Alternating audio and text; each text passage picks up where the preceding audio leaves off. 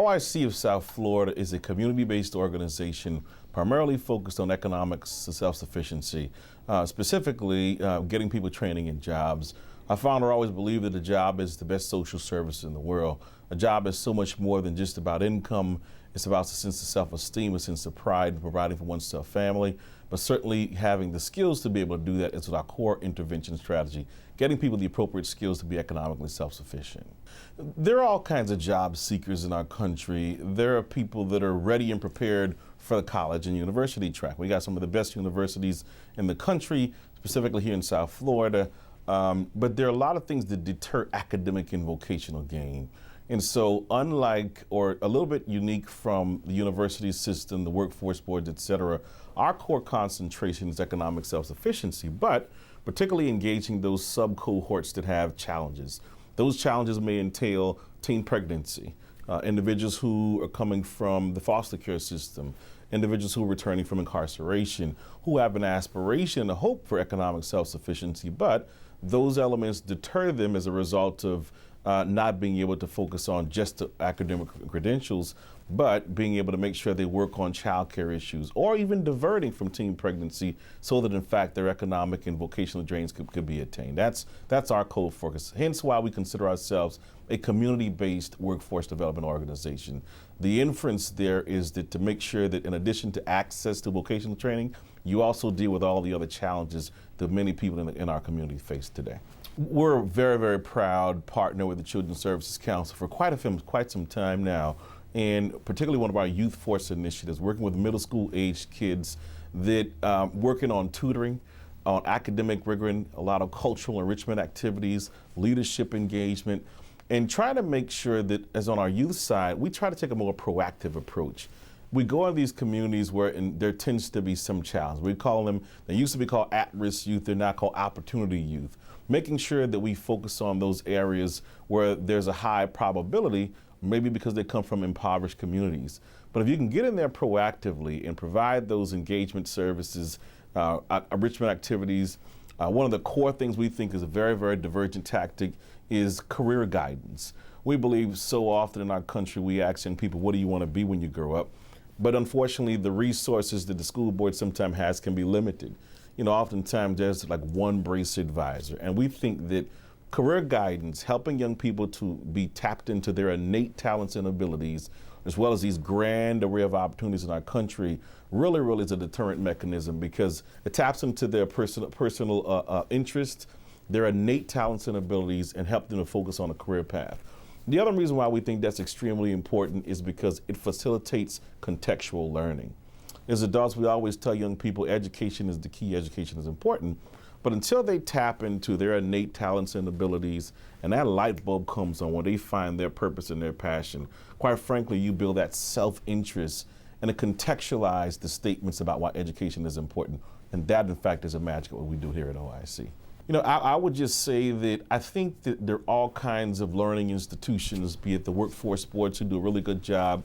There's the community colleges. When at the school system, Broward County Schools does a wonderful job in educating people.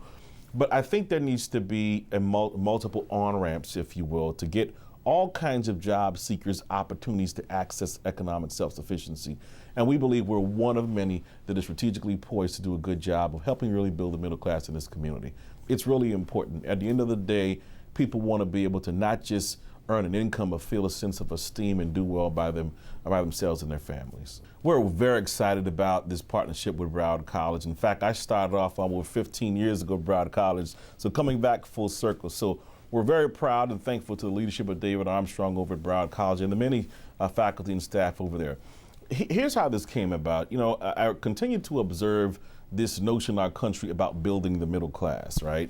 But the inference, if you say you want to build the middle, the inference is you're talking about people below it. Well, you got to ask yourself, what are the characteristics of people below the middle class? As I said before, they can be people who come returning from incarceration. They can be people who dropped out of school, didn't quite get their GED or high school diploma. They could be kids who are coming from the foster care system.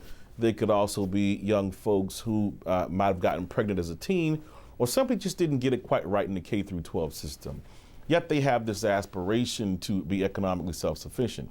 we all know that it's about an exchange. With an employer, you exchange your skill set for income. And so oftentimes those sub-cohorts that we talked about don't have the right levels of academic and vocational gain and attainment. And sometimes may have a spotty, if any, work history. So oftentimes these sub-cohorts see these big institutions like Broward College and other universities, and there may be a bit of a trepidation factor. Maybe it's a cultural disconnect given the great diversity here we have in South Florida, which I think is an asset for our community. They may be all the different ails we talked about.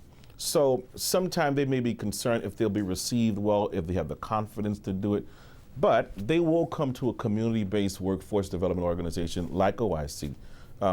Get all those other barriers dealt with. They may have psychosocial issues. They may have substance abuse issues. A lot of times, quite to be frank with you, it's a confidence issue. And so here at OIC, we have 13 vocational certifications that we offer. They may come to us, get that certification, and be fine. Go on to get a job or a better job and or career and be on their merry way. But what we found is a lot of times when you tap into these young people and or adults, you engage them. It's a matter of a confidence issue sometimes. They get that first certification, and maybe they didn't get it right through K through 12.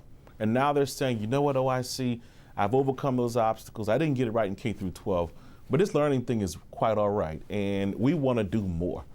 And though we have 13 vocational certifications, we're not in the business to offer 2-year or 4-year degrees, but our friends at Broward College do.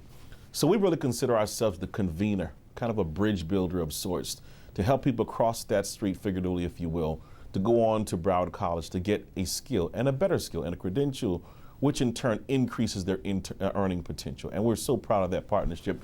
We believe it's really, really an innovative strategy and a partnership to truly building the middle class in this country. So this is clearly a very exciting partnership for the community, and I can't wait to see how it rolls out. David, we have just a few more minutes left, and so I'd like to give you an opportunity to talk a little bit more about the career pathways and just student life on the campuses. Sure. Yeah. So, well, let's see. We've talked about STEM areas. We've talked about nursing and the allied health programs, a little bit about manufacturing areas. Transportation I haven't talked about. It's another career pathway, and it's a big, diverse set of programs that we have. Most of them are based down on our South Campus. We don't replicate all of these boutique, unique programs because some of them are very expensive and limited enrollments in them. But transportation is everything from pilot training. We train pilots to be commercial pilots, and that's a great career pathway to go into. Wow. Airframe and power plant mechanics, outstanding career opportunities. Aviation is growing like crazy all over the world. I just got back from Asia and China and Vietnam. Every developing country, the middle class is growing, and when you have more discretionary income, you like to travel. So air traffic is increasing all over the world. So there's a huge shortage of pilots and mechanics that work on our aircraft. So we're expanding those programs. We also have automotive mechanic programs. AutoNation has supported that program, and so automobile mechanics are highly technical careers and really well paying these days, so we do that. How about marine sciences? Marine sciences, this is the home of the world's largest pleasure boating and yachting. We just had the boat show here. So we started about 6 or 7 years ago a marine engineering technology degree. And this is not just tinkering with your outboard motor, it is learning all of the systems that are very sophisticated on yachts and high-end ships and other things. So that's a program we have. We have air traffic control program. We have $2 million simulators where you can sit and you're in an air traffic control terminal, and we can simulate any airport in the world in any weather conditions so that you can be an air traffic controller. Also a really good paying career area. And then finally, in that whole transportation and related areas, logistics and supply chain management is a huge part of our economy. Everything that happens at our port and even in the airport, UPS and Federal Express is all about logistics. The growth of Amazon is all about transporting items and goods and materials. So that's becoming a very technology-based area. We received a few years ago a $25 million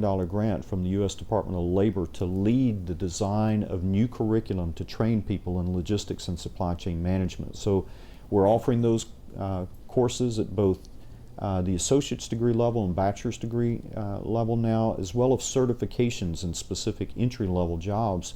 And that's one of our fastest growing career areas with great jobs. So transportation's big. I mentioned arts, also public safety. We have a lot of people in law enforcement in this community protecting us, and we train the law enforcement community, our police officers for our cities and our county. At our police academy, we also train paramedics. So all of those public service kinds of jobs that are the infrastructure and backbone that we don't often think about until we need those services, and outstanding career areas in all of those areas as well. Our students also have lots of fun things to do on campuses. I mentioned the performing arts that we have. Students participate in those, either in the programs or just going to the performances. They have fun with that. We're a strong believer in community service and getting our students involved in everything from, I like to participate in 5K runs in the community to support good causes, and I invite students to come join me, and so we run together to support good causes like MAD or whatever it is. We have so many great organizations in the community that we support. We also have, as you know, on the North Campus, Junior Achievement. Yes. That works with our school students, our public school students. We had as many as 6,000 of our students who volunteered at Junior Achievement this past year and helped with the students and mentoring them, and so we do a lot of things like that. We've got athletic programs, very strong soccer, men's and women's soccer programs, and other athletic programs that students like to participate in as well. So I think clearly we've given our viewers, whether they're adults or children, some opportunities of some great career possibilities. Sure. That sometimes they may think that college is out of their reach or is a crazy thing, but you can really work with them from high school on. There are career opportunities that are just amazing. That's right. And I really want to commend you for your commitment to the community. Well, thank you, Cindy. Are clearly not an ivory tower. I see you everywhere. I see you really trying to connect, and your staff really connecting to the needs, listening to Superintendent Runcie about his needs and about the community needs in general. It's really been a pleasure. Thank you. Thank you so much for allowing us to be here and for your time. Thank you so much. As you've seen, Broward College is truly a community gem, perfectly poised to train a diverse, multi-generational workforce likely to stay local. Very important. We need to keep that brain power here in Broward County. They're integrating a rich, full curriculum that includes cultural arts, athletics, and student organizations, and on the cutting edge of innovative partnerships and opportunities. Broward College is a viable and valuable first, not last, option. To learn more about Broward College, visit www.broward.edu. I want to thank President J. David Armstrong for his hospitality and for sharing with us the importance and impact of Broward College. I've been your host, Cindy Ehrenberg-Seltzer, President and CEO of the Children's Services Council of Broward County, where our mission is to empower Broward's children to become responsible, productive adults capable of realizing their full potential, their hopes, and their dreams. For copies of this program or any other episode of Future First, please call the Children's Services Council at 954-377-1000 or visit www.cscbroward.org. Like us on Facebook, and remember to join us next time on Future First, Focus on Broward's Children.